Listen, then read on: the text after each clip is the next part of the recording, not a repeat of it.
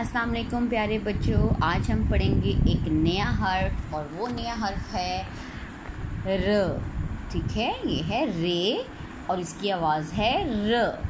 रे, इसकी आवाज़ है र। Rickshaw, rickshaw. रबर, रबर की क्या आवाज़ है? रबर। चलिए जोड़ करते हैं। ल रेल। रात, रात।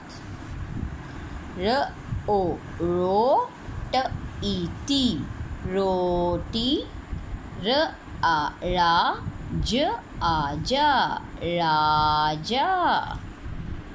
राजा रेल पर गया, रात हो गई। रे, इसकी आवाज़ है र।